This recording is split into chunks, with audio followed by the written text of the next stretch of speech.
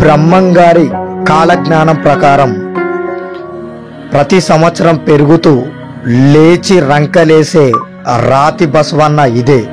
కలియుగంతానికి రంకలేసే రాతి బసవన్నను చూడండి. మరియు అచ్చమాంబ వారి కుమారునికి బ్రహ్మంగారు దైవ దృష్టితో కళ్ళు తెప్పించిన గుహ కూడా ఇదే. వీడియో పూర్తిగా చూడండి.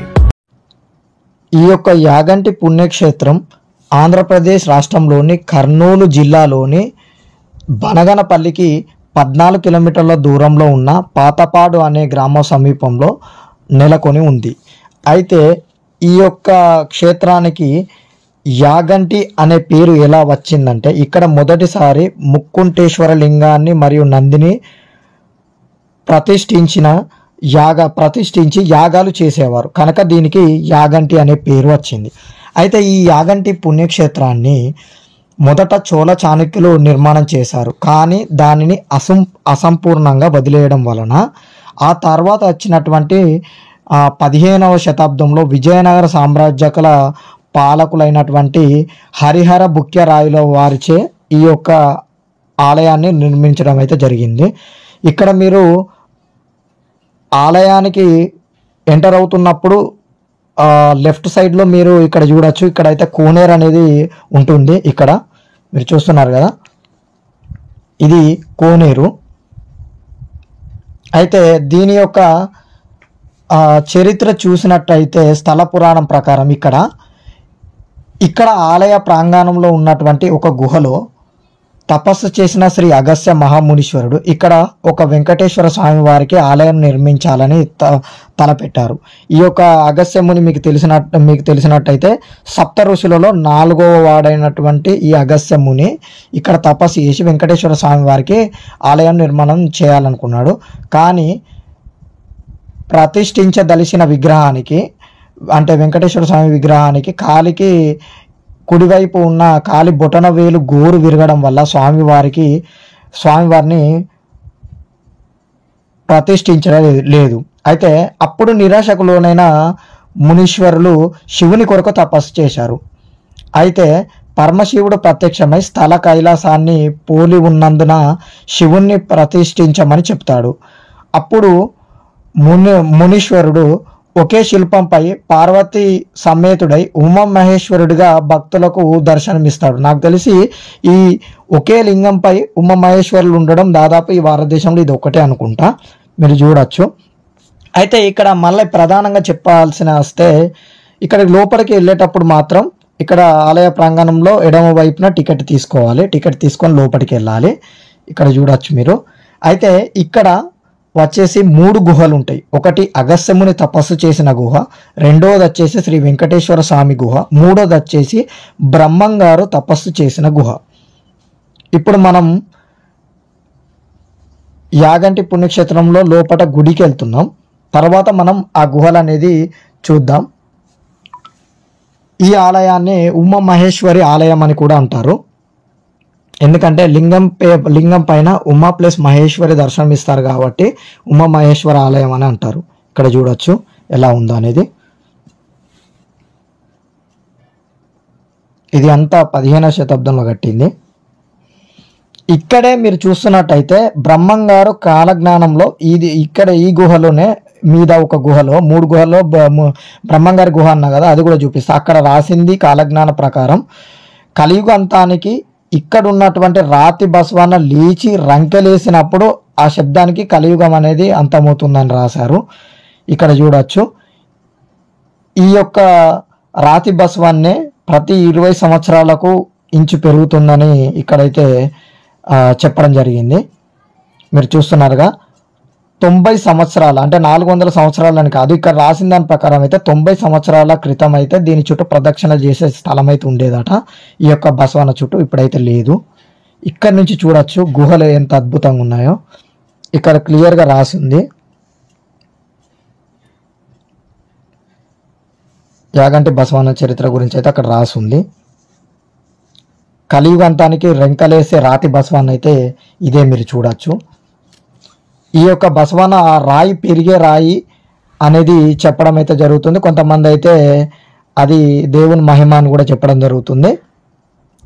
ఎవరి నమ్మకాలు వాలి కాబట్టి. అటు నుంచి ఆ గుహలకు వెళ్ళడానికి ఇంకొక వెనక సైడ్ నుంచి మీరు చూడొచ్చు ఈ దారి. ఇక్కడ మీరు చూస్తే మాత్రం ఇక్కడ మీకు ఒక కోనేరు అనేది కనిపిస్తుంది. అగస్త్య ముని ఇక్కడనే స్నానం ఆచరించేవారని అయితే ఇక్కడ స్థల పురాణం అయితే చెప్తుంది. మీరు చూస్తే అయితే ఈ యొక్క కోనేరులో ఔషధ గుణాలు ఉంటాయని కూడా చెప్తారు. చాలామంది భక్తులు తాగడానికి మరియు నీళ్ళు అనేది నెత్తి మీద చల్లుకుంటున్నారు. మీరు చూడొచ్చు, చూస్తున్నారుగా. ఇక్కడ నుంచి మనం ఆ 3 గుహలకు అనేది వెళ్దాం. ఈ గుహలకు వెళ్ళే ముందు ఇక్కడ ఒక చరిత్ర అనేది చూసుకుంటే, ఈ అగస్త్య ముని తపస్సు చేసినప్పుడు వెంకటేశ్వర స్వామి బొటన వేలు విరగడం వల్ల తపస్సు చేశాడు కదా మన పరమశివునికి.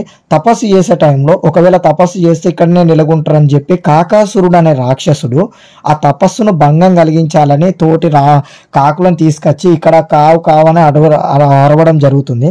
అప్పుడు తపస్సు భంగమైనప్పుడు కోపంతో ఉన్న అగస్త్య మునీశ్వరుడు కాకాసురుడికి శాపం పెడతాడు. ఏంటంటే, ఈ యొక్క ఆలయ ప్రాంగణంలో ఒక్క కాకి కూడా ఉండదని చెప్పి కాకికి మరియు శనీశ్వరుడికి శాపం పెట్టడం జరుగుతుంది. అందుకే మీరు ఇక్కడ చూస్తున్నట్లయితే ఒక్క కాకి కానీ నవగ్రహాలు మాత్రం ఉండనే నవగ్రహాలు లేని గుడి ఇది.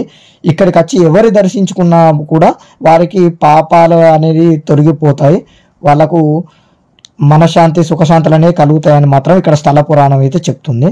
ఇక్కడ చూడొచ్చు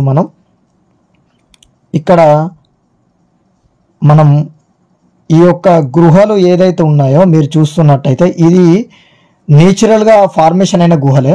మీరు చూడొచ్చు, ఈ గుహలు నేచురల్ ఫార్మేషనే. ఇక్కడ నుంచి మనం కొద్దిగా లోపలికి వెళ్దాం. చూస్తున్నారు కదా, పైకి చూడొచ్చు ఈ గుహలు ఎంత పెద్దగా ఉందో.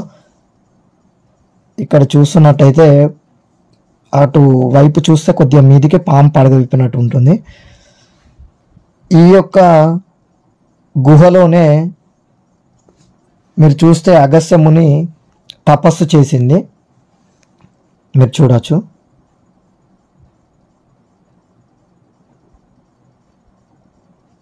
అయితే మీ ఇంతకుముందు చెప్పడం మర్చిపోయా, ఈ వెంకటేశ్వర స్వామి బొటనవేలు కుడి కాలు బొటని గోరు విరగడం వల్ల తపస్సు చేశాడని చెప్పాను కదా. అప్పుడు ప్రత్యక్షమైన మన పరమశివుడు అని చెప్తారు. ఏం చెప్పాడంటే, కైలాసానికి ఒకే లింగం పైన ఉమ మహేశ్వరులు దర్శనమిస్తారు.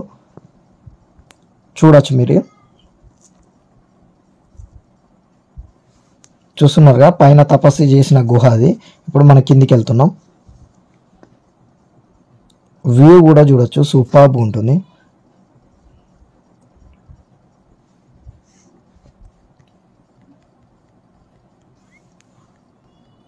చూస్తున్నారా. ఇప్పుడు మనం రెండో గుహకి వెళ్దాం. వెంకటేశ్వర స్వామి గుహకి వెళ్తున్నాం. ఇప్పుడు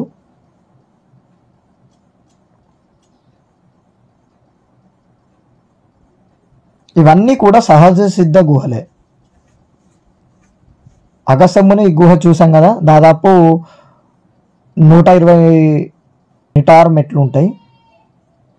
120 నిటార్ మెట్లు ఉంటాయి. ఇప్పుడు రెండో గుహకు వెళ్తాం. ఫస్ట్ గుహలో మీరు చూసారు కదా ఆదిశేషుని ఆకారాలు కూడా ఉన్నాయని పైన. ఇప్పుడు రెండో గుహకు, ఇది శ్రీ వెంకటేశ్వర స్వామి వారి గుహ. అయితే శ్రీ వెంకటేశ్వర స్వామి వారి విగ్రహం మొలిచే సమయంలో కాలిబొటన గోరు విరిగింది. ఈ విధమైన అసంపూర్ణ విగ్రహాన్ని పూజలు అందుకోకూడదని, అందువల్ల ఈ విగ్రహాన్ని శ్రీ అగస్త్య మహర్షి ప్రతిష్ఠించాడు ఈ విగ్రహాన్ని. అయితే మీరు ఇక్కడ చూసినట్టయితే శ్రీ తిరుమల వెంకటేశ్వర స్వామి వారి ఆలయం నిర్మాణానికి ముందే ప్రతిష్ఠించబడింది. అందుకే ఏం చెప్తారంటే, శ్రీ పోతులూరు వీరబ్రహ్మేంద్ర స్వామి వారు తన కాల జ్ఞానంలో ఈ స్థలం తిరుపతికి ప్రత్యామ్నాయంగా మారుతుందని రాశారు అని చెప్తారు, చూడొచ్చు. అయితే వెంకటేశ్వర స్వామి కూడా మొదటి పాదం ఇక్కడే మోపారని కూడా ఉంటుంది. అయితే ఈ గుహకు కొద్దిగా మెట్లయితే సౌకర్యంగా ఉంటుంది ఎక్కతట్టు. మూడో పాదం వచ్చేసి మన తిరుపతి దేవస్థానంలో మోపారు. మొదటి పాదం ఇక్కడే మోపారని ఉంటుంది. మళ్ళీ మొదటి పాదం మోపినప్పుడు వెంకటేశ్వర స్వామి బ్రహ్మచారిగా ఉన్నాడని ఉంటుంది. ఇప్పుడు మనం మూడో గుహకి వెళ్తున్నాం. శ్రీ పోతులూరి వీరబ్రహ్మేంద్ర స్వామి వారి గుహ ఇది. చూస్తున్నారు కదా, ఇవన్నీ సహజ సిద్ధంగా ఏర్పడిన గుహలే. చూడొచ్చు ఎలా ఉందో. చూస్తున్నారు కదా ఎలా ఉందో చుట్టూ.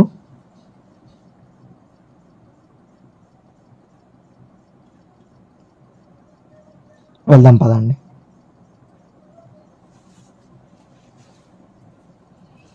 మీరు చూస్తే ఒకే ఫార్మేట్లో మీరు 3 గుహలు ఎక్కి దిగుతూ లాస్ట్కు బయటికి వెళ్ళచ్చు. ఇప్పుడు మనం చివరి గుహకి వెళ్తున్నాం. ఈ గుహలో వీరబ్రహ్మేంద్ర స్వామి ప్రతిష్ఠించిన శివలింగాన్ని మరియు అచ్చమాంబ వారి విగ్రహాన్ని, గోవుల పాదుకలను అక్కడ ఉంచారు, చూడొచ్చు. గుహ లోపల ఉంటుంది, చూద్దాం. చూస్తున్నారుగా. అయితే ఇది వచ్చేసి శ్రీ పోతులూరి వీరబ్రహ్మేంద్ర స్వామి వారి గుహ. ఇది 3వ గుహ. ఈ గుహ లోపల శ్రీ పోతులూరి వీరబ్రహ్మేంద్ర స్వామి వారు కాలజ్ఞానం రాశారని ఎక్కువ మంది అయితే భక్తులు ఇక్కడనే నమ్ముతారు. ఈ గుహ లోపలనే కలియుగంతానికి లేచి రంకెలేస్తున్న రాతి బసవన్న అని రాసింది కూడా ఈ గుహలోనే అని నమ్ముతారు. దీనిని శంకర గుహ, రోకళ్ళ గుహ అని కూడా అంటారు. ఈ గుహలోకి వంగి వెళ్ళాల్సి వస్తుంది. ఈ గుహ మీరు చూడొచ్చు. కొద్దిగా లోపలికి వెళ్తుంటే మనం ఇప్పుడు ఎంట్రన్స్లో ఉన్నాం. లోపలికి వెళ్తే మాత్రం కిందికి వంగి వెళ్ళాలి. ఎంట్రన్స్ అయితే చాలా చిన్నగా ఉంటుంది. అయితే ఈ గుహ నుంచి లోపలికి వెళ్ళినాక ఒక ఇంట్రెస్టింగ్ విషయం చెప్తా. ఇక్కడ నుంచి వంగి వెళ్ళాలి. చూస్తున్నారు కదా. ఇప్పుడు మనం ఇక్కడ రోడ్లు కూడా మీరు చూసారు కదా, రోకళ్ళ గుహ అని కూడా అంటారు. చూస్తున్నారుగా, వంగి వెళ్తున్నాం. అయితే అచ్చమాంబ వారి కుమారుడికి కళ్ళు లేవని తెలుసు కదా, అతనికి కళ్ళు తెప్పించింది కూడా ఈ గుహలోనే. మరియు రవ్వలకొండ ఏదైతే బనగనపల్లిలో ఉందో కాలజ్ఞానం రాశారో అక్కడికి స్వరంగ మార్గం కూడా ఉందట. ఇప్పుడు మూసేశారట. మీరు చూడొచ్చు ఎలా ఉందో. నా వీడియో కనుక నచ్చినట్లయితే లైక్, షేర్ అండ్ సబ్స్క్రైబ్ చేసుకోవడం అయితే మర్చిపోకండి ఫ్రెండ్స్. మరిన్ని వీడియోస్తో మీ ముందుకు వస్తా. మీ అలీ విహారీ.